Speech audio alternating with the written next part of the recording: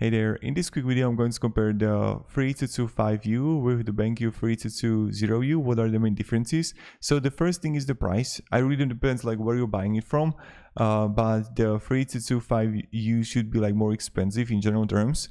Now they got both same the LCD display, both got same size, both got same native resolution, but here comes like really important thing. The brightness is just much better for the BenQ, the 25U. So we can have 400 units for the SDR mode comparing to 250, 400 units peak in HDR mode comparing to 300. So this is the first thing. Also contrast ratio, we can have 2000 to 1 comparing to 1000 to 1. So in that regard, the BenQ, the 25U is just better. The BIF depth is also better by 10 bit. And here you're going to find the inputs are the same. Also same the USB power delivery. Built-in speakers you have a little bit better by BenQ 25U, and primarily these are just the main differences.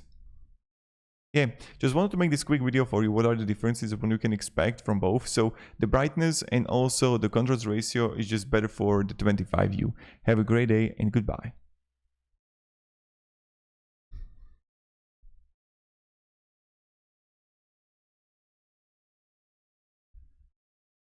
Let's have